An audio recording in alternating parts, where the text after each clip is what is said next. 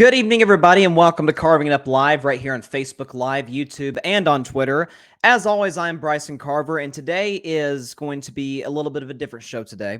Um, it is a show that I don't think in my wildest dreams, or more appropriately, nightmares, I thought I could have been doing. But today we're going to focus on Damar Hamlin. We're going to talk about, obviously, what happened on Monday night, the reaction from the NFL to what occurred, to the sort of aftermath the last few days, last 72 hours. His condition, thank God, has improved over the past 72 hours or so. I'll talk about that a little later in the show. Ryan Flowers of Clutch Sports Talk will be here in about 20 minutes or so to discuss the situation. He gave some great insight the other day on his YouTube channel, Clutch Sports Talk, which I encourage you guys to subscribe to as well. So again, there's a lot of things going on in sports. I'm going to talk about a lot of it tomorrow. I mean, listen, this is the biggest weekend in the NFL coming up. I'll talk all about it tomorrow on the show. But I felt like I wanted to sort of, I don't know if it's showing respect, but just to focus on Damar Hamlin today. So obviously, as all of you are aware, Damar Hamlin, with 5 minutes, 58 seconds left in the first quarter of the game between the Cincinnati Bengals and the Buffalo Bills. Bengals lead 7-3. Joe Burrow throws a pass to T. Higgins. There's contact between Higgins and Damar Hamlin. Hamlin makes the tackle, gets back up, and then he collapses on the field. And what ensues is probably the scariest situation that we've ever seen on an NFL field. What happened is he goes down. We found out later he suffered cardiac arrest, and the medical professionals administered CPR for around 10 minutes. Before I continue, I do want to give credit to the man who provided the immediate care to Damar Hamlin on the field, a guy named Denny Kellington, who's the athletic trainer for the Buffalo Bills. I wanted to give him some shine today, as the Bills and the NFL world have today, for his heroic efforts and for the efforts of all those who helped Damar Hamlin. And so they administered CPR for around 10 minutes. And about 30 minutes later, the ambulance left the field. And, obviously there was a discussion at that point whether to continue the game. I know there was a word saying something about there being, like, giving the players 5 minutes to get loose. Obviously, you saw the head coach of the Bills, Sean McDermott, the head coach of the Bengals, Zach Taylor, come together and essentially say, like, man, we can't continue after what just happened on the field. The players obviously agreed. It was a very emotional scene. And they exited the field, which ended up being for the last time because the game was suspended until further notice, of course, which I'll sort of get into later as well. So I will have to say, before I get into sort of my reaction, I want to give a lot of obviously to the medical professionals. I want to also give a lot of credit to ESPN because they were put in a situation that, once again, you just don't, it doesn't ever compute in your brain that you're ever going to have to see happen. Joe Buck, Troy Aikman, who called the game, Lisa Salters on the sideline, Susie Colbert, Booger McFarland, and Adam Schefter in the studio show for ESPN, did what they could. Scott Van Pelt on Sports Center, Ryan Clark, who joined Scott Van Pelt on Sports Center, it gave a lot of insight as to, a situation like this. And sort of my takeaway was this. Football is a great game. It's one that we enjoy every Sunday. We literally, during the fall, we plan our Saturdays and our Sundays around this game. We cheer for our teams. We tailgate. We wear our favorite players' jerseys. We do all this. And and we look at it as important. I hype this, and many hype this game up on Monday night as, hey, this is the biggest game of the NFL season. This is two Super Bowl contenders, two great quarterbacks, two great rosters, Monday Night Football, a lot of seeding on the line here. And when you see what happened midway through the first quarter, you're like, man, this doesn't mean jack. This doesn't mean anything in the scheme of life. And, I know there's been a lot of discussion about, the safety of the league. And there's certainly that's a conversation that is never going to stop, nor should it. Trying to make a dangerous game as safe as possible. The bad part about it is this is a routine play between T. Higgins and Damar Hamlin. And what happened, we always kind of look for, I heard someone say this the other day, we sort of always like to look for the boogeyman in this situation, someone to blame for something horrible happening. Ladies and gentlemen, this was just something tragic that happened on that football field in Cincinnati on Monday night. There's no need to blame the commissioner, to blame the safety rules of the NFL. God knows there's no reason to blame T. Higgins, which some have done on national television, which is disgraceful in my opinion. There's no one to blame. Damar Hamlin went down and collapsed and essentially for a moment died on the football field. He had to be resuscitated. CPR was administered. And it's I can't remember. Listen, I'm a young guy. I'm 19 years old, but there's a lot of folks who have been around the NFL for a long time. Again, I point to somebody like Troy Aikman, who's been around the NFL for a very long time as a Hall of Fame quarterback, calling games. And, even he said, man, I've never seen anything like this, and it's the first time that I've ever watched a game. And you see serious injuries all the time. Someone's broke their leg or they tore their ACL, their Achilles. You think about, a quarterback that happened to play in this game on Monday night and a quarterback that I'm actually wearing the hat of his brand. Dak Prescott, Joe Burrow a couple years ago, both suffered very serious leg injuries. Right. But, we're concerned about like, oh, gosh, this is awful. And they're emotional and their teammates can't believe it. And it's just so devastating. But we're never like, oh my God, their life is on the line here. No, we're sad for them that their season is over, and we hope and pray that they're able to fully recover. And in this case, football is like the 29th thing on our mind. It's I've never seen an instance like this in my life. And I know you, the listener, you, the viewer, haven't either. At least in an NFL game, where a guy makes a tackle and all of a sudden in a 5-second span, his life is in jeopardy.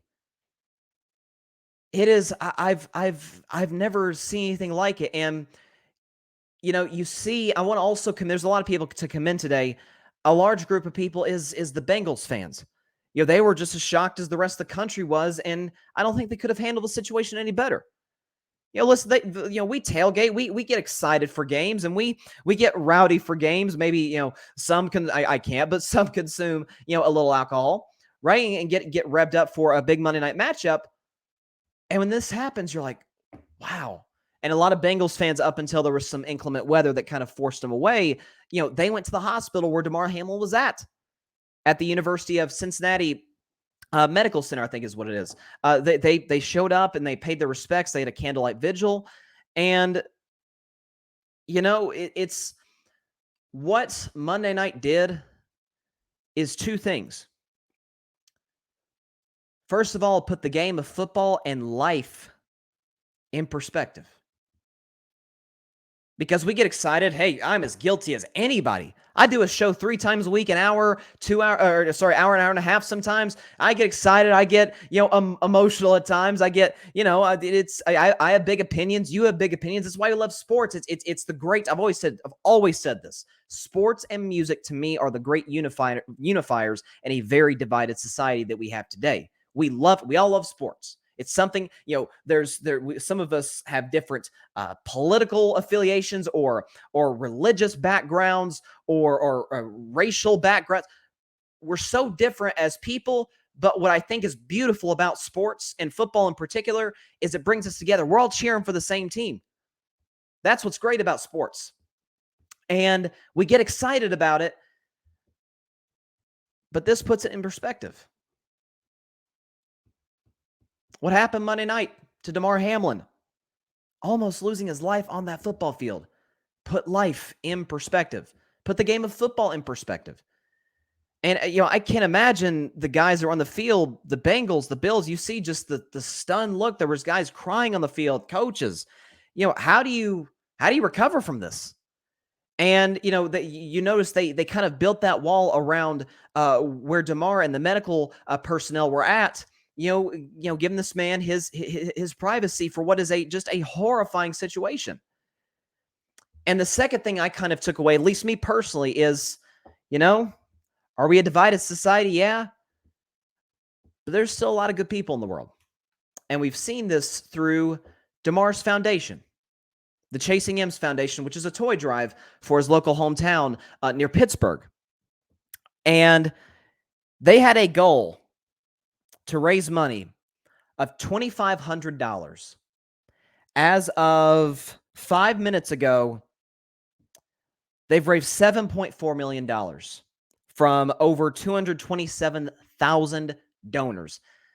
And, you see donations of people like, I saw the Andy Dalton and his family, Tom Brady, I think the Washington Commanders, like all of these different organizations and teams donating $10,000. And you see modest donations of $10, $20, every little thing just to show, hey, we can't do anything to impact the situation. But, doggone it, we're going to, in whatever way, big or small, that we can help this man, we're going to do what we can. And what you also saw was an outpouring of prayers, of support on social media for this young man. And it's, it kind of goes to show you, hey, we're not as different as sometimes we perceive each other to be. And I thought what the fans of the NFL, the players, what they did for this situation was beautiful. It was beautiful to see. So Damar's been in the hospital for almost 72 hours. And obviously the first night, we're just like stunned. We can't believe what we're watching. And there is genuine fear, rightfully so, of course, about this man's life. And but a few days later, we got an update from the hospital. Let me see if I can pull this up. Okay, from the hospital. So this morning, the Bills put out a statement, 10:28 a.m. Eastern. The Bills put out a statement. They said, quote, that Damar Hamlin, per the physicians caring for Damar Hamlin at the University of Cincinnati Medical Center, Damar has shown remarkable improvement over the past 24 hours. While still critically ill, he has demonstrated that he appears to be neurologically intact. His lungs continue to heal, and he is making steady progress. We are grateful for the love and support we have received. And then about 5 hours ago, Dr. Timothy Pritz of the UC Health said that Hamlin has, quote, made substantial improvement and that his neurological condition and function is intact. The physician said that Hamlin's progress is a positive, quote, turning point in his ongoing care, and added that Hamlin has, quote, held many people's hands. Upon waking up, Hamlin asked who won the Monday Night Football showdown and has been communicating via writing. And when he asked who won the football game, who won the football game, the physician said, yes, you won, Damar. You've won at the game of life.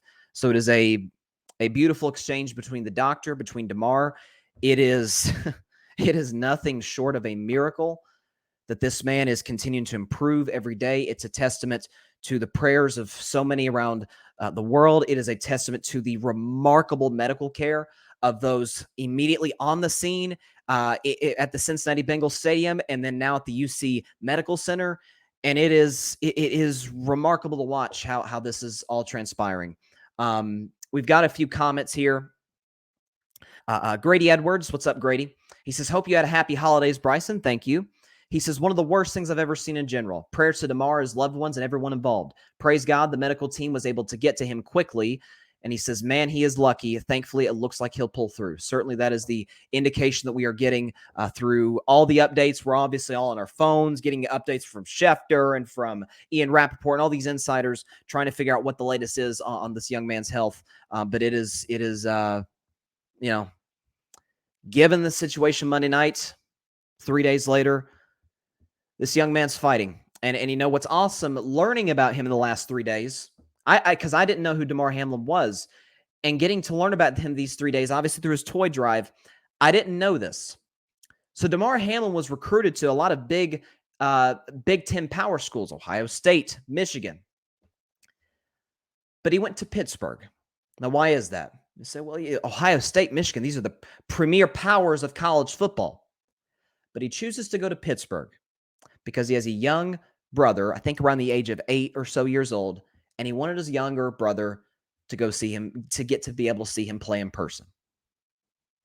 Waking up this morning or last night, whenever it was, from obviously a traumatic event, and he asks, who won the game? That's what's going through this young man's head. We've learned him to be a very selfless guy, a great teammate, as we've learned from a lot of his Bills teammates, and a family man, looking out for his little brother, wanting his little brother to be able to go see him play college football at the highest level. And so, needless to say, we will continue to pray for Damar Hamlin and for those attending to him, his family, loved ones, the Buffalo Bills, even the Cincinnati Bengals who are on the scene for that, such a traumatic event. And that's what we'll continue to do. Patrick Brown, what is up, Patrick, the host of the Chaotic Sports Podcast? He said, once I heard CPR and AED, it was no longer about the game. I got teary-eyed because it brought back the night Hank Gaithers passed away on the basketball court during the West Coast Conference tourney.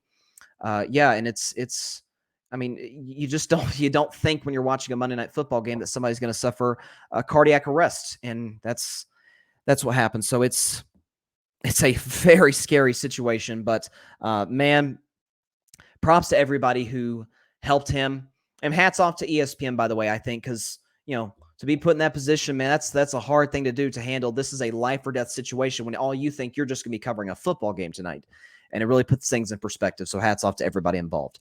I want to get this frequent guest to Carving It Up Live, and he's not just a frequent guest. I consider him like an older brother. He's a good friend of mine. He is the host of the Clutch Sports Talk podcast. It is Ryan Flowers joining Carving It Up Live. Ryan, how you doing, man? Hey, what's up, man? How you doing, Bryson? Can you hear me? I can hear you great. Yes, sir. Oh, good. Thank you so much for coming on the show. You had a great reaction video to this on Clutch Sports Talk, which I'd sort of like to talk to you about later in the show. But first and foremost, what was your reaction immediately when Damar Hamlin goes down, and what happens afterwards? Well, first things first, I just want to give glory to God, number one, that this young man is alive and still with us right now. He still's got a long road ahead of us, or ahead of him, but I'm glad to hear the news. It looks like it's turning into a feel-good story in the end, right? So all praise to God. In regards to the reaction, I didn't see the play initially. I was doing something. I left the room. I came back and I saw ambulance on the field, and I was like, what's going on? Because it's got to be something serious, right? We're an ambulance. So then I sit down, and then I hear, like Patrick had just mentioned it, when you start hearing words like CPR, AED, I knew from my experience, as a medic in the military, those are not things that you want to hear, or at least those are not things that are like insignificant. Those are very significant types of words or phrases. So immediately I sat down and I was kind of in shock. I was hoping this man did not die on the field. And at that point, they weren't playing the replays. They weren't doing anything. So I was kind of scrambling on my phone to see if anyone had a clip already of it. And when I saw the hit, I was like, wow. And it kind of reminded me of, and I shared this with you when we were texting that night, it was kind of similar incident that happened to me when I was in high school back in 2000. And it seems a long time ago, 2002, when I graduated. I was a senior in high school. It was towards the end of the season. I went to make a routine tackle. I played cornerback. It was like a toss play. Corner running back was coming around the corner. I go and I go low, and the running back hit my head with his knees, got up, and then all of a sudden I just collapsed and I blacked out. Now, this is not the same scenario, but what I'm getting at is that the whole shock and the trauma from that I experienced, even from my parents' perspective, it definitely hit home for me. And it really made me think like, wow, man, like this is really happening on live TV. Yeah, and that was sort of the shock of it all, is how quick it happened. And again, initially, he makes the tackle, he gets up, and nobody's thinking anything about it. We see these type of collisions 50 times a weekend in the NFL. Yeah. And it's just from what I heard from a lot of doctors covering the situation, it truly seemed like it was an absolute wrong place at the absolute worst time. Yeah. We've got a few comments here before I get to the next question. Sure. Grady says, I hope he gets whatever opportunity he wants. If he wants to be involved in the game as a player, scout, or in an organization, let him. If he wants to do sports commentary, motivational speaking, etc., I really hope he gets whatever he desires. He deserves it 100%. It almost reminds me a little bit. Do you know who Inky Johnson is, Ryan, the motivational speaker? Yeah. Yeah, he played at Tennessee. He had a life-threatening injury, and he lost all feeling in, I think, his right arm. But he's been able to become a motivational speaker, and it's a real feel-good saw that story. game when it happened. Yeah, against Air Force, right? Yep. At Neyland Stadium is a very scary situation. So let me ask you this, because I know, and I was talking about this earlier in the show. It feels like we kind of always have to have a boogeyman, I guess, in today's society. Anytime something horrible happens, which it feels like a little disingenuous, taking a little bit of the attention away from the current situation at hand. A lot of folks are criticizing the NFL for waiting a little over an hour to officially postpone the game. My takeaway from it was, look, they got to, first of all, Damar Hamlin's health is first and foremost. Right. Once they took him out of the stadium in an ambulance, now it's about what do the coaches think, what do the players think, league execs that are on the field, doctors that are there, being able to get everybody's intel. Because if you just snap judgment, suspend the game or postpone the game, that could be a bad look for the league in terms of you don't have all the information yet before you make a final decision. What's sort of your takeaway on the NFL's response to the situation after he was taken off the field? I thought that it was the right thing to do. I know initially we were hearing during the simulcast or telecast that they were going to give him 5 minutes warm up and then play again. And I was like, no, there's no way. Right. There's no way these guys are going to be able to warm up in 5 minutes after witnessing literally a guy die on the field. Essentially, He died. I mean, or his heart stopped from what we know, right? And you can tell, and that's what was so crazy about it. You can tell on the faces. I didn't need to really know the extent of the situation, but you can look on players' face, like Josh Allen. You can tell he was crying. There was a couple other defensive players that I saw. Guys were bawling, right? In regards to the NFL's reaction, I thought, given the situation, I think they were pretty timely. I mean, I think they wanted to see if he was going to be okay. And that's initially what I thought was going to happen. I thought they were going to say, you know what? We're going to get him off the field. We're going to spin it later, but let the games go on. That's what I thought was going to happen. But as time went on and they got him out of there and then all the players left the field, I was like, they're not coming back on. So I'm not going to criticize the NFL. I mean, I've spoken to a couple people. Some people felt that they probably should have continued to play the game because they are professionals. I can see that perspective. But then on the other note too, I mean, that's a tough situation. We've seen guys get carted off for ACLs, Achilles. I mean, some guys even been knocked out, right? Like AB got knocked out on the same field. And, right. And, who else got Vontaze Burfict. Ryan Shazier suffered a very serious injury that same 5 years ago. Tua this year. Right. I mean, I don't know what Cincinnati, man, that stadium is cursed. I think they probably need to, I don't know. But in regards to the NFL, I thought their response was pretty appropriate. And then they immediately came out, I think, within, a couple hours later and said, you know what, we're not going to replay this game. It is what it is. We haven't decided what the outcome will be, but the game basically is a wash. And I think that's the appropriate response to that. Yeah, and it was announced about, I'd say, an hour and a half ago that they're not going to finish the game. So I assume that they're just going to designate this as a tie for Cincinnati and for Buffalo, and essentially just say, I think the psychological, if nothing else, obviously scheduling wise, it being this late in the season, man, that's gonna be tough to be able to fit that in with the playoffs rolling around. You can't. It gets really clunky. But even if you could say this happened in, I don't know, week 9, that's a tough, mental hurt. And listen, these are the best athletes in the world. No athletes in the world are as mentally tough as these guys because they get paid millions of dollars to do it. But I think coming back out in that field at, certain time and place in game, I'm not even sure if the fans are able to overcome it. I don't know if the stadium has that same energy that it was or that it would have before the injury. I just don't think it would have worked. We have a few comments here. Patrick Brown says, I was 4 years old when Hank Gathers passed away. This was too eerie, and I had to take a walk outside and say a prayer for this family and both teams. Absolutely. It was just stunning. And let's see, I've got a comment here from Grady. He says, only thing I've seen reminding me of this was when Javier Best landed on his spine head midair in college and had to be rushed to the hospital, if I remembered, was terrible. And Grady says, obviously nobody in the league is the boogeyman. Nobody is the boogeyman in this situation, but there can be a boogeyman. Is Skip Bayless, one for trying to make something about him versus Damar? Of course, it's just my opinion. I'll sort of touch on Skip later in the show and sort of the reaction around it because I just right now I just want to focus on Can I add something to that though, real quick? Yeah, I know go we're going ahead. to talk about it, but the Skip Bayless thing, I think, don't get me wrong, Skip Bayless is an a-hole. I mean, we've seen that on TV. I mean, I'm That's being putting it polite. mildly.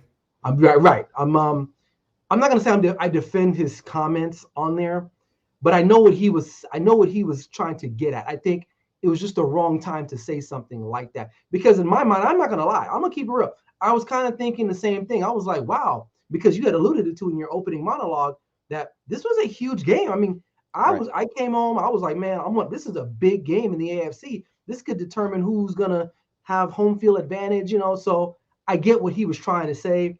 I don't think he should have tweeted that. And the fact that he's not really like, what's the word? Remorseful. Remorseful about it. Now, if he came out and was like, you know what, my bad, y'all. We've all seen what happened on Tuesday morning when he opened up his show. He kind of really wasn't remorseful, like you said. And then him and Shannon got into it yesterday. We've all seen that, and he still wasn't contrite about the situation. But that's what he's done. That's what he's made his career on. So I'm not surprised. No, I'm with you. I'm not surprised at all. And like I said, I'll sort of touch on it later. Now, for the NFL, because I've also heard a discussion about the safety of the league, the safety of football. You had an interesting quote that I thought was good on your video the other day. You said, trying to make football safe is like trying to make a cigarette healthy. Like there's only so Right. far you can go, Yeah. To make it that. And it's the thing that's, concerning about it. And like I keep saying on the show, it was a hard hit, but it was a pretty routine hit there at midfield between Higgins and Hamlin. But I do think, though, sort of not pertaining to this, but I think it's fair to start a discussion about safety and at least some measures we can take. I've been talking about it all season long. I think we should get rid of Thursday Night Football. First of all, the product's not good. Right. I mean, some of the games this year have been absolute duds. Terrible. But I mean, part of the fact that, these guys' bodies have healed from 60 minutes of collisions that previous Sunday. Not to mention preseason. I'm not sure how much do we really need the preseason. If college football players don't need it, why on earth do NFL players need it? Right. I think joint practices, I've heard a lot of NFL veterans say that those are way more impactful and help way more in terms of competition. It's more controlled. They get more control. Give it, it doesn't cheat the fans out of a game that absolutely means nothing. Right. And other safety sort of discussions about, pads and stuff like that. What's sort of your takeaway on the safety discussion in the NFL? Because I think while it doesn't pertain to this play necessarily, I think it's one that's it's fair to have in general for the NFL. I mean, overall, like I said in my video, you can't get around it. It's like trying to not get wet while jumping into a pool. It's going to happen. I know there've been improvements on helmets and things of that nature. Even at the youth level, people are trying to teach their kids how to tackle differently. But at the end of the day, man, it's a violent sport. And there's really not much you can do. As far as the NFL is concerned, I agree. Thursday Night Football is a waste of time. It really is. It provides no value other than for us to look on the schedule and say, oh, wow, this is another crappy game, right? The Jags and the Jets or something like that. Right. Like, who cares, right? It's one thing if they flex these games, but I don't think they've never flexed a Thursday game before. No. So, literally, you probably can anyway, right? So, right. The best Thursday games typically are when our Cowboys play. Thanksgiving. I'm not into, but overall, the league says they care about the safety, but like you said, Thursday night games should be gone. I agree. Get rid of the preseason games. The only argument I say what people have with preseason is that, well, what about the guys trying to make the team? Well, listen, they have practices to try to prove themselves. Right. That, or you expand the rosters, and then you allow these guys to maybe make an initial roster, and then after a couple weeks, if it doesn't work out and they're not getting in, maybe you move them to the practice squad or you waive them or whatever the case may be. But I don't think there's really no need for it, because really, when I've been to a couple preseason games and it was a complete waste of time. None of the starters were in there, and I'm watching Ben DiNucci or somebody play, and I really don't want to watch Ben DiNucci. I want to watch Dak Prescott. So right. I think the NFL, they're trying to make it better. I know they've had some rule implementation with like the kickoff return. Back in my day when I was growing up, you used to be able to the second or third line, I forgot what it was, they can run back, lock arms or something like that, and go down and block. But now that's something that you can't even do anymore. So, but I think it's overall, if I had to give them a grade, probably like a C+. Because how about the safety of the league? Yeah, on the safety of the Okay. league. I mean, I feel like there's not much more you can. I gotta take that back. Maybe a B, because there's really not much more you can do other than expanding the field. Look, you got 300-pound men, that are running 4.46, 4.7, and the field is not big, man. The field is the same size at the youth level as it is in the professional level. Somebody's Right. going to get hurt, you know. In regards to that play with T. Higgins, I mean, I'm not going to blame him for what he was doing. He was doing what coaches have been telling their players since the beginning of time: run through that guy. I tell my players that, and now I'm kind of like, ooh, I don't think I want to do that anymore Right. because I can see what happens. You know? Yeah. No. No. I feel what you're saying, and something too I forgot to mention that. Do we really need a 17th regular season game? Look, No. obviously it brings in money for the league, ticket sales, revenue, all that, but we don't need it. You know. It's I'm not going to sit up here and be all extreme. Say the NFL doesn't care at all about player safety. I think they do, because if they didn't, then it'd be some of these rules implemented would not have been there. But I think there's certain ways to go about it that may hurt the bottom line a little bit, Right. but it's going to ultimately the guys that are out in the field who are the reason that we watch these games are going to be safer, and it's going to be a better product for the league because the best players are more available than ever. And Grady agrees. He said, let's just go back to 16 games. Right. Why play 17 if you care about player safety? I mean, the money being number one, obviously. Right. He says, also, I just prefer regular season to end around the new year versus going past the new year. Just seems bizarre. It is kind of weird to get used to. The Super Bowl being the second week in February as opposed to like the first Bro, week. can I tell you something? When I was a little boy, the Super Bowl used to be on my birthday, which would be at the end of the January. Yep. Like I used to, my birthday parties were always centered around the Super Bowl. Right. And so now it's like you said, second week of February. Like what? That's crazy to me, man. Yeah, which I think it got pushed back from late January because of 9/11, if I'm not mistaken. Yeah, something like that. Yeah. That was the first Super Bowl to be played in February. And Grady asks, Brian, why don't you want to watch Ben DiNucci or Nathan Peterman, man? Can I interest you in Chad Henne as well? I'd rather watch Chad Henne. At least he's done something in the He's NFL. all right. He's won a playoff game, right? I mean, he beat the has. Browns, right? So Ben DiNucci, that sounds like a guy I call if I have like toilet problems or something. Call Ben DiNucci, something. I don't know. Yeah, I feel you. So something else I want to ask you about as well. So like we talked about, sort of the NFL's decision to make it a tie and go off of winning percentage as opposed to record to make the playoffs, which is kind of how they do it right now. Right. It's not anything different. I was reading. Let me make sure I have this right. Yeah, so apparently there are. This is from Albert Breer, who's a very good source within the NFL. He tweeted a few hours ago, idea that the NFL is discussing with teams has real traction. Seeding by win percentage with the AFC title game in a neutral site if seeding between the two teams was affected by the Bills-Bengals cancellation. Indianapolis has been floated as one potential site to clubs. The NFL has not talked to the Colts yet. I don't love it. What's your thoughts on it? So basically you're saying make the AFC Championship game a neutral site game? Is that what they're saying? If seeding between the two teams was affected by Bills-Bengals. So essentially, if the two teams are in the game, that was affected by this game's cancellation. Right. Oof. Can I be honest with you? I don't think home field advantage means that much anymore in the National Football I agree with you. Because the guy, if you're in that the AFC Championship game, you probably got a really good quarterback. And with the technology of the mics and the earphone and the helmets and stuff like that, I mean, most teams can work. They're professional. They can work on silent counts. If you got a good quarterback, you can play anywhere, man. You can play in the depths of hell and get a win out of there. I mean, if you got a Joe Burrow or Patrick Mahomes or even like a Josh Allen, I mean, if you're playing with Ben DiNucci, obviously, home field advantage would be a big thing. But with those three guys, I feel like anybody could beat anybody. We saw that. We saw the Bengals go on that tear last year. They beat on the road. They beat Tennessee. They went to Kansas City, and they came back on the road in Kansas City. So I kind of don't want to see that. And I get it. Some people, the winning percentage and yada yada yada. Let's be fair, but life isn't fair. I mean, at the end of the day, it isn't. And then unfortunately, that's just how it goes. And thank God, again, like I said, we avoided the absolute worst case scenario. It certainly appears so on Monday night. So Yeah, we just if you have any closing thoughts, like promotion for the video you made the other day about Damar Hamlin, feel free and let the people know about it. No, guys, check it out. I give my thoughts. It's like a 7-minute video. I'll just give my thoughts on it, man. Because like I said in my video, I'm a coach. I have a son. I played football for a majority of my life. I coach it. It really puts into perspective that it's really just a game at the end of the day. And if you are a parent or you do have a nephew or anyone that that has kids or sons that want to play football, it kind of puts it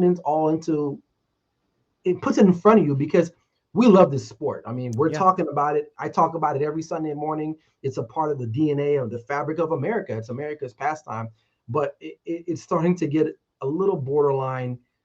I mean, it's always been unsafe. I mean, right. I get it, but really now that really hit me hard because, like I said in the beginning, I had a similar experience. I ended up in the hospital, and it wasn't fun. Unfortunately, I was able to recover, and I continued on playing. But something that I'll never forget. So, but I mean, again, my prayers and thoughts to Hamlin and his family. And the Buffalo Bills, and shout out to the city of Cincinnati, man. 100%. Yeah. The way they showed out, man, like you don't see that. You know what I mean? Like, and you talked about it too, with the way society is, and it was good to see that there's still some good-hearted people out there, regardless of your politics, what your gender preference is, what your pronouns are. It is whatever. At that moment, man, we all felt like we were like America was pulling for this guy. Of course. And it's sad that we have to have things like that to get the country united, but I'll take it any way I can get it at this point. So, I wasn't a Cowboy fan that night. I wasn't a Bills fan. I was a life fan. I wanted this guy to live, so but that's all I got, man. Well, I appreciate you coming on the show, and I appreciate you giving your insight. Folks, Clutch Sports Talk every Sunday morning. I assume you'll be on here this Sunday to preview a huge Week 18 in the NFL. Big week. So we'll have to get. I got to get on my job right now and start coming up with my material. So, but yeah, it's going to be a big week. Yes, sir. I'm looking forward to watch it. Ryan, thank you so much for coming on the show, man. Take care, Bryson. Yes, sir. Peace out to Ryan. That was Ryan Flowers, Clutch Sports Talk. Always giving great insight as always. And his story about a situation where he suffered a serious concussion, was in the hospital. It's sort of, if I may, it reminded me of not a similar experience, but sort of my story regarding playing football. I never played football. And a big reason for that, see, around probably the age of 12, 13, I was begging my parents, like, please let me play. Because, by that point, I feel like, hey, I can throw the football around a little bit. I can catch passes. I can run a little bit. But, they were, thankfully now, when I look back, very hesitant on me playing or not. And so at some point, probably I was around 13 years old. I remember this very well. And my parents essentially said, it's your decision. We'll support what you want to do. It is your decision. And it's almost as if it was almost like a sign from God, almost, because I go to bed and the next day I look at my phone, check the news and whatever, and I see that Dwight Clark, for those of you who don't know who Dwight Clark is, Dwight Clark was the tight end who caught the pass from Joe Montana in I think it was the 1982 NFC Championship game against the Dallas Cowboys. It's simply called the catch. He goes up, it looks like Montana's throwing the ball out of bounds, but he goes up and makes a spectacular catch. And a lot of folks say that's the play that started the Niners dynasty in the 80s, because they won that game over the Cowboys and went on to win the Super Bowl, and they went on to win 3 more Super Bowls. So Dwight Clark is that name will always go down in the history of the NFL. But I read that he had been diagnosed with Lou Gehrig's disease, ALS, and that he and his family and the doctors believed that that he had gotten this in part due to injury suffered when he played football. And it just like slapped me across the face, like, wow. Like I love football, and I obviously, as you guys know, I still love football very, very much to this day. But it made me sit back like, gosh, is it worth it? Like, is it worth my love of the game? I mean, I'm not somebody who's like ridiculously talented, of course. So, is it worth me going out playing at that point middle school and then going to play high school football and risk, as we saw with Damar Hamlin on Monday night, my life every single play? And that's kind of what made the decision for me. And Dwight Clark has unfortunately since passed away a few years ago due to ALS. And it was just like, man, this isn't. I love football, but this isn't worth it. And that's kind of, I don't know, it just reminded me a little bit of that when Ryan was telling his story, and then obviously with what happened on Monday night. And so, but it's, you see the support from around the league. I want to give credit to, again, credit to a lot of people, deservedly so. Josh Allen was talking. Do I have this right here? Yep. Josh Allen was talking to the media today. Do I have it? Here it is. So Josh Allen was doing a press conference today, quarterback of the Buffalo Bills. And before his press conference ended, he essentially extended his support to T. Higgins. Of course, T. Higgins, the receiver for the Bengals, who was involved in the collision with Damar Hamlin, and essentially saying, like, man, do I have the quote here? This is from Field Yates of ESPN. It says, before the press conference ended, Bills QB Josh Allen made the point to make sure that he mentioned Bengals receiver T. Higgins and that Higgins did nothing wrong on what Allen called a football play. Allen has seen the criticism of Higgins on Twitter/TV and believes it is wrong. I will sort of get into the criticism of T. Higgins in just a second. Before I do, we have a few comments. Grady Edwards, he says, similar experience, Bryson. I'm blessed to have played the game for 3 to 4 years, but having a concussion, realizing it's okay/great to be a fan was a blessing. Always value your health, man. Great lesson that I personally learned. Absolutely. And again, look, it's, Ryan talked about being a parent himself, being a coach. And this really gets you to think, this is probably the biggest, I would say, watershed moment regarding kids playing football that I can remember since the whole thing with CTE began, when there was all these studies of these recently deceased football players' brains. And I remember the concussion movie with Will Smith came out, was talking about CTE.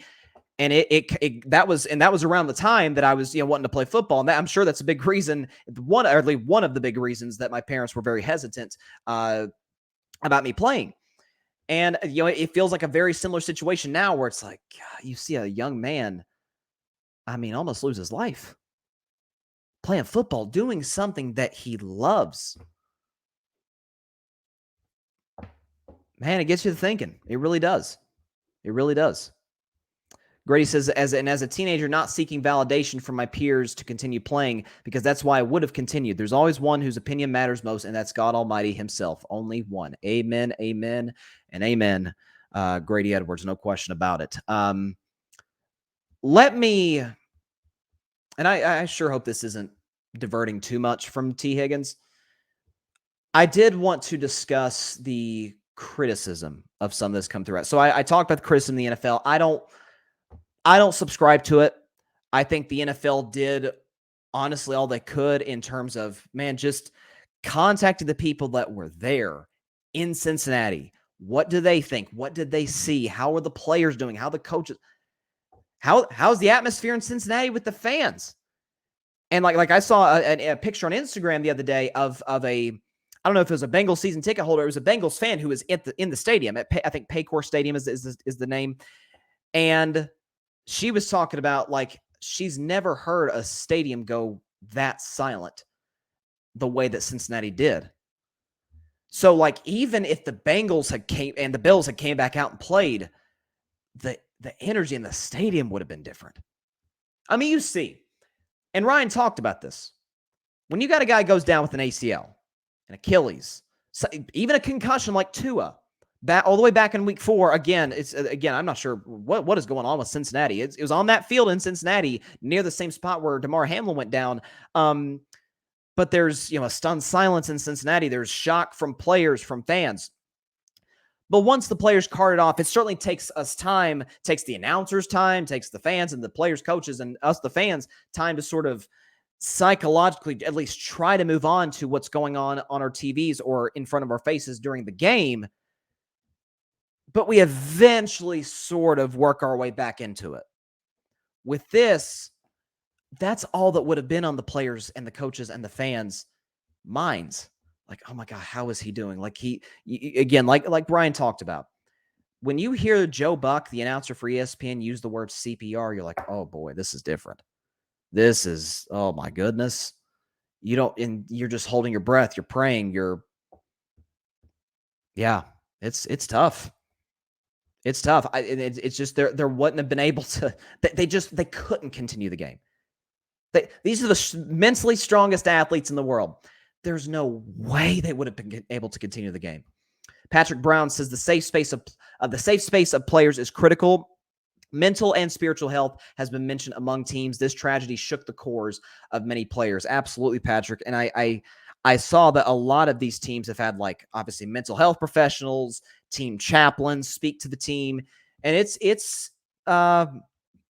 shakes you up. And I'm not just the Bills and the Bengals who both had big games this weekend. How about the rest of the NFL? How about the other 30 teams that saw this happen and are like, man, we're getting ready. We're game planning. We're getting our bodies right to go play a football game this weekend. And the most recent NFL play that happened was a guy's heart stopped. Like, that is a very, you just don't know, like, how you don't know how to process that. It's horrible. But Damar Hamlin seems to be getting better, which is just the best news. Every day it feels like we're getting a more and more positive update, which is just, it's a credit to the amazing medical personnel who responded to Damar Hamlin immediately, and those who have responded to him since, who have helped him at the UC Medical Center in Cincinnati, Ohio. And of course, to the prayers that have been said all around the country, all around the world for this young man's life. I did want to, like I said, touch on sort of the criticism. I talked about the NFL, but also of others. Bart Scott of ESPN, former great linebacker, Ravens, Jets, and he currently works for ESPN as an analyst. Got a radio show on there. He appears in other shows. And he criticized T. Higgins, who was involved with the collision with Damar Hamlin, for lowering his head, for hitting Damar Hamlin in the space that he did at the time that he did. To say that that's uncalled for is an understatement. I can't imagine how those players were feeling on that field. T. Higgins in particular. What do you think is going through his head? He collides with a guy. Like Ryan said, like you're taught to, like you're coached to, like instinctually you do. So Lord knows what's going on in his head. He's involved in this collision. The absolute last thing. Heck, it wasn't even his mind. Damar Hamlin's heart stopping, him being on the field, having to be resuscitated and CPR and all that. That never obviously went through Tegan's head, because it would have went through none of our heads at all. So for Bart Scott to kick this young man while he's down, and props to Josh Allen too for coming out, the Bills quarterback coming out supporting T. Higgins. Man, obviously it's not T. Higgins' fault. He didn't do anything wrong, but still the guilt that very well could be associated with him. So it's inexcusable. It's disgraceful by Bart Scott to, in this moment of worry and concern for Damar Hamlin, to take a shot at T. Higgins. Man, that's uncalled for. I don't know if Bart has apologized. I haven't seen. If he has, I haven't seen it. If he hasn't, he needs to. And not to the people watching, not to ESPN, but to T. Higgins himself. It's absolutely uncalled for. It's gross. It really is to go after T. Higgins while he's down after the collision with Damar Hamlin. It's just wrong. There's no ifs, ands, or buts about it. Patrick Brown says, as fans, we should never, in all caps, question a player's commitment. When we see contract negotiations turn into conflict of interest, we shouldn't say he ain't worth that type of money. I would have to agree, Patrick. And, when you look at like Lamar Jackson, I'll talk Lamar Jackson tomorrow. But you talk about guys like Lamar Jackson, and he sees this. He's like, holy cow. Yeah, I'm not playing until I get my money. And I've always said that it's a dangerous, dangerous game. Not a play like Damar Hamlin, because we've never seen anything like that. But a major injury to a player is the reason that I pretty much turned in my allegiance to the Dallas Cowboys as a franchise, because Dak Prescott goes into 2020 season without a long-term deal, suffers a gruesome ankle injury, and his season's obviously over with no long-term deal. I was like, after everything this man's done for this franchise, and you leave him hanging like that, and now he's down for the season. We're not even sure if he's going to play football again in the moment. Like, and that's kind of what, Jerry Jones really, in large part, is why I kind of cut ties with the Cowboys. Patrick says, it's freak accidents like this that remind us players have to secure as much as possible to protect their future. Careers can end tomorrow and not being able to take care of their family. Yep. But I'm with you, though. Anytime a guy wants his money, hey, God bless him. The goal is to get to the NFL. And once you get to the NFL, the goal is to become a notable player, star, hopefully. And once you become a star, it's like, okay, how can I cash in on my stardom to possibly build generational wealth? And it's understandable why these guys hold out without a shadow of a doubt. So I want to shift, though, to, and I won't spend too much time on this. I want to shift to Skip Bayless for a second. I'm sure you guys are all aware of the current situation regarding him, his controversial tweet during the Monday night game.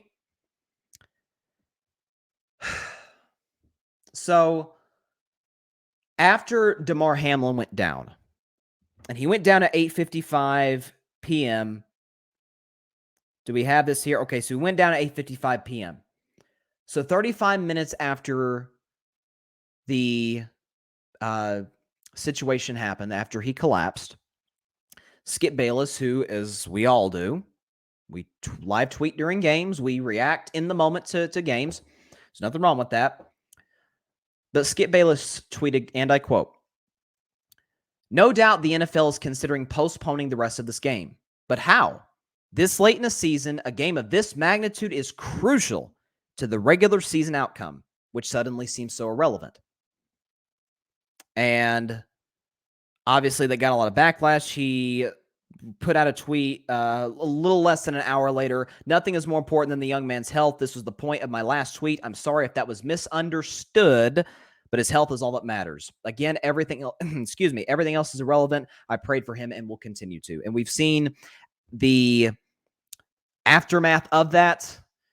Skip did his show on FS1 with Shannon Sharpe, Hall of Fame tight end. He did that by himself the next day, that Tuesday. As Ryan talked about, really didn't apologize for the tweet, didn't show any remorse whatsoever. The next day, Shannon comes back. Shannon issues a monologue. It basically expresses his disappointments in Skip's tweet, and then Skip interrupts him. They go back and forth, and that's kind of the latest controversy, or sort of I don't know what's the word I'm looking for. The latest issue of the controversy that has occurred. Ever since they've been doing their show and whatnot, whatever. Here's my takeaway on the tweet and just on Skip in general. So I've never been a Skip Bayless fan.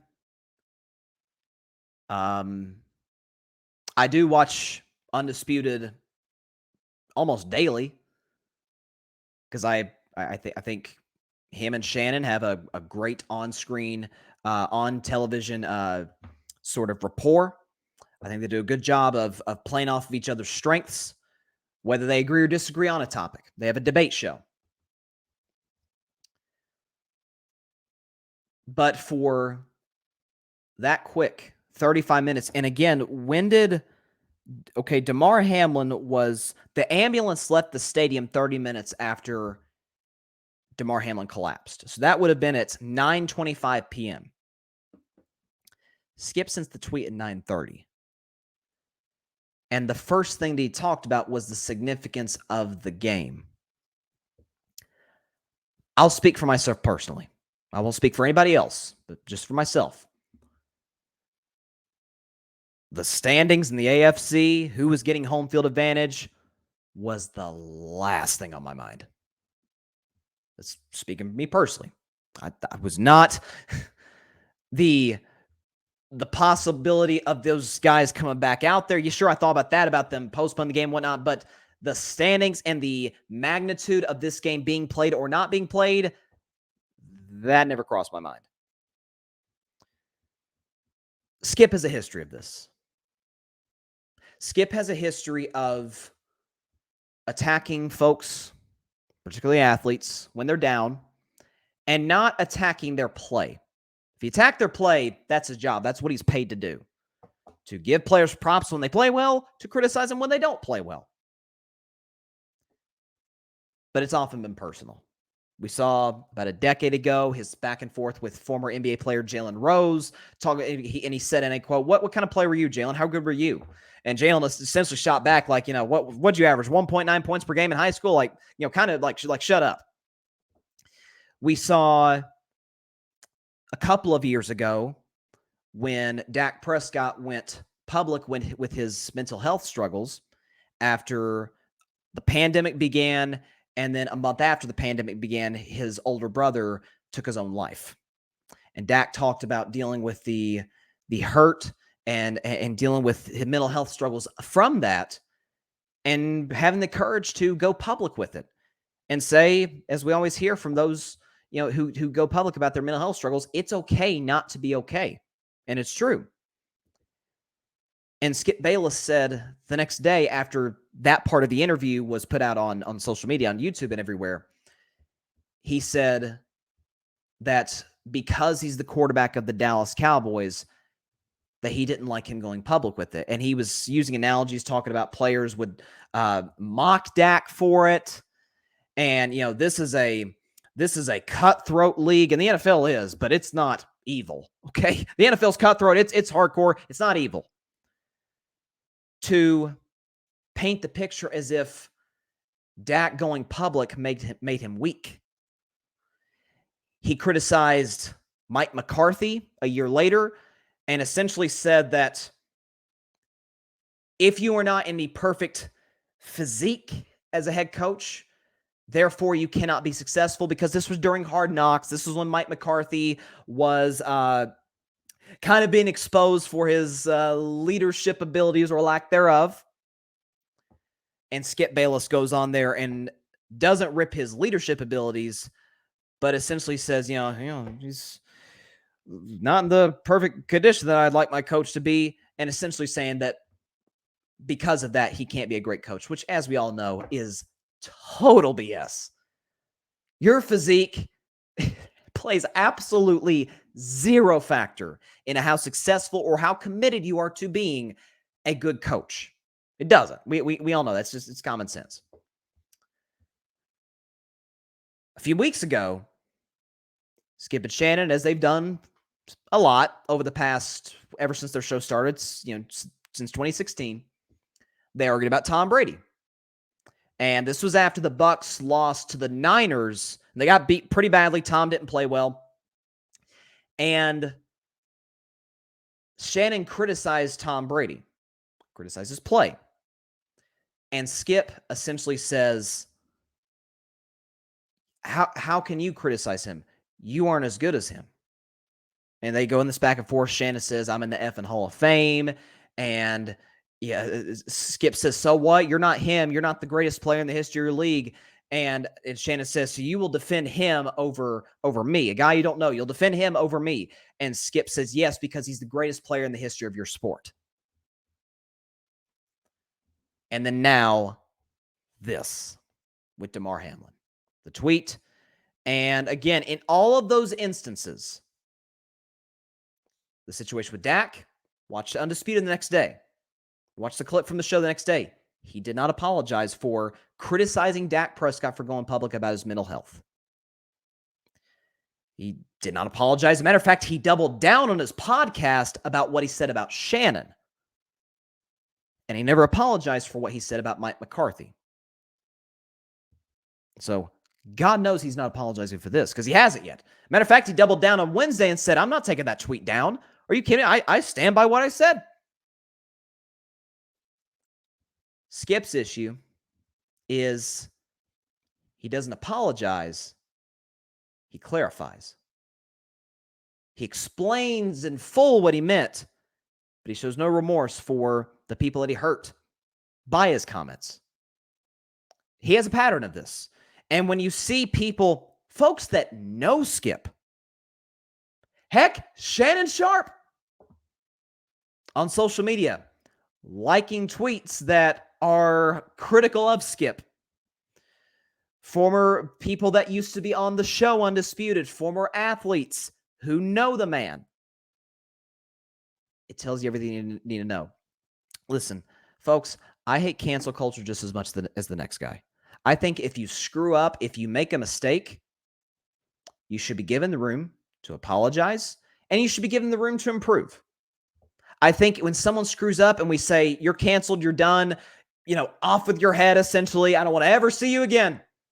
That doesn't do anything. It doesn't. Does it make the situation better? Does it help them grow? No. Imagine if we messed up as a kid. Say we didn't clean our room, and our parents, said, you're canceled. I don't even want to speak to you. Instead of saying no, what you're supposed to do is you're supposed to apologize for not cleaning your room if you said you were, per se, for lying essentially, and then be better. Clean your room. People should be given the room to grow. Skip's been given multiple opportunities to grow. He's never apologized the first time. He's proven himself to not care about the well-being of certain athletes. And my issue with Skip is he obviously came off as extremely insensitive, and he did about a life and death situation, and showed no remorse that he came off as insensitive. And that's what bothered Shannon Sharp. That's what bothered football players, athletes in general. That's what bothered folks who have worked with Skip.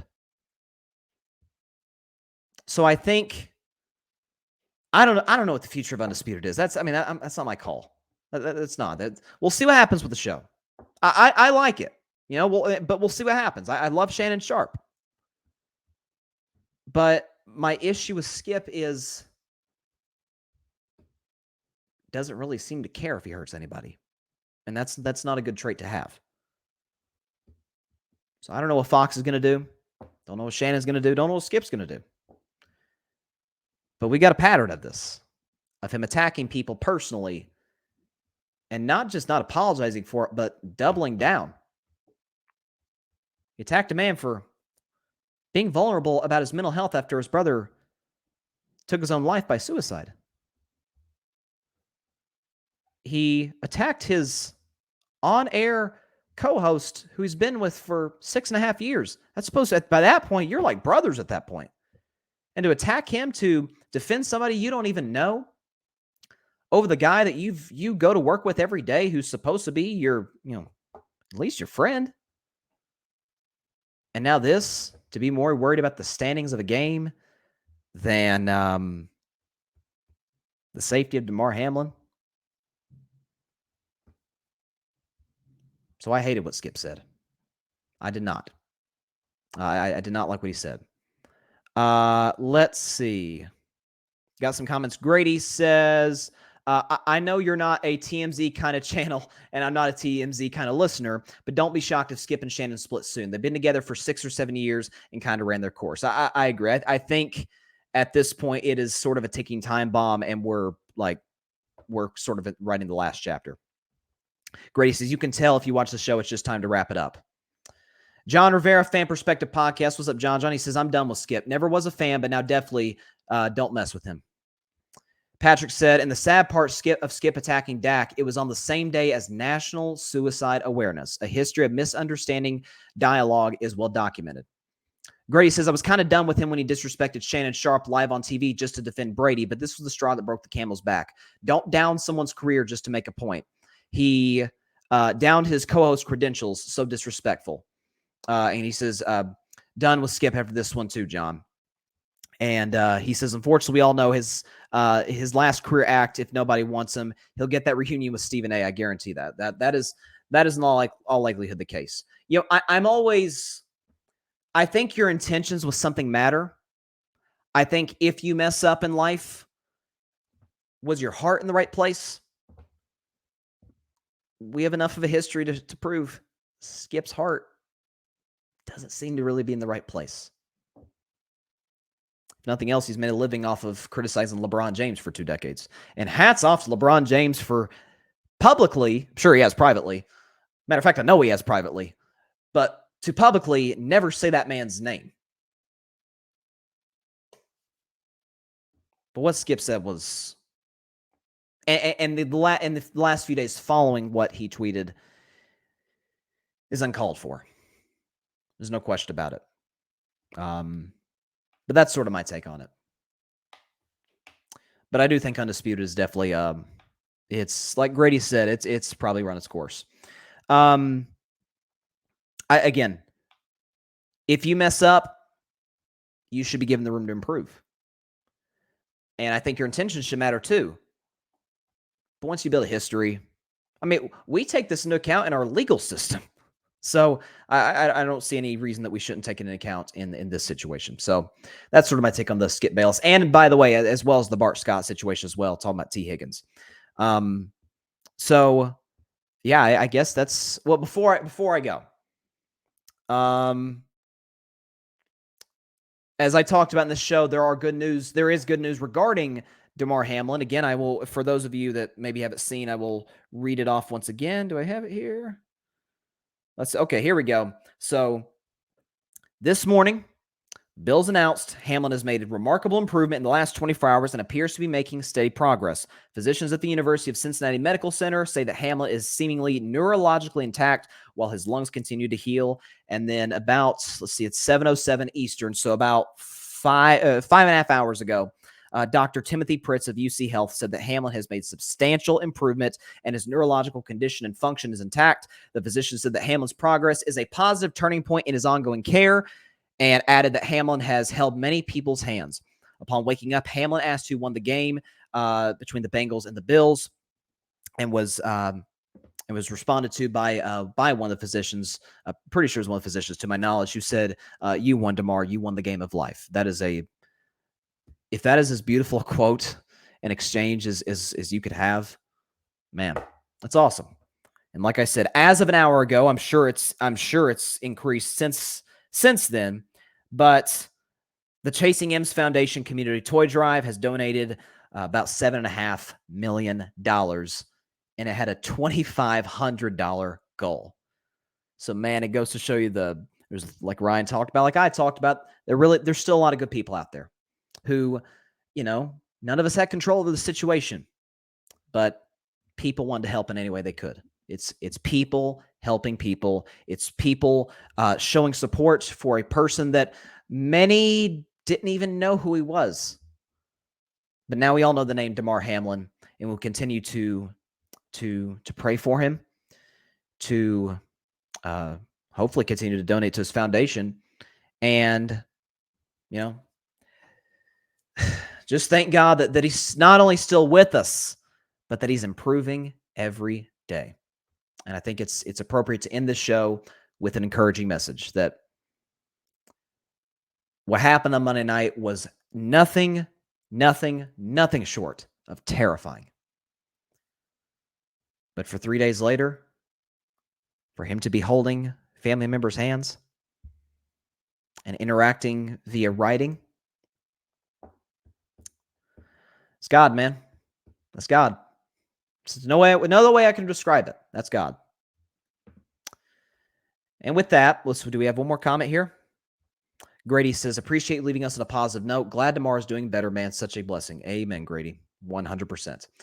With that, that is how we will close today's show. Be sure to catch Carving It Up Live tomorrow at 6 p.m. Eastern, 3 p.m. Pacific time on Facebook Live, YouTube, and Twitter. Also, be sure to like, share, comment, and hit that big red subscribe button. Subscribe to the Carving Up YouTube channel, as well as hitting the big notification bell. Get notified anytime we upload a video, anytime we upload a YouTube short, or anytime we go live on Carving It Up on the show every Monday, Thursday, and Friday. A big shout out and a thank you to Ryan Flowers, Clutch Sports Talk. Please check his show out on the Clutch Sports Talk YouTube channel, where he does lives every Sunday morning to get you ready for the biggest NFL games every week. It's a big one coming up that I will just talk about a lot tomorrow, but I just wanted to dedicate the show to Damar Hamlin, his family, and all that have helped him along the last 3 days.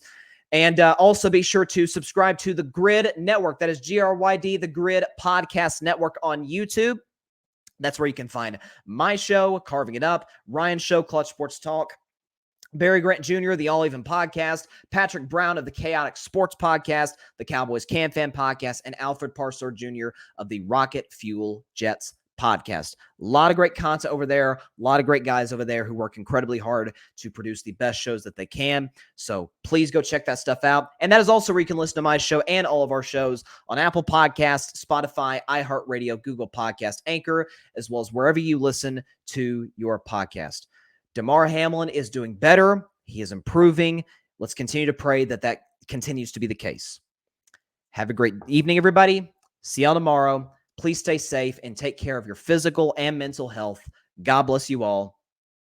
Peace out.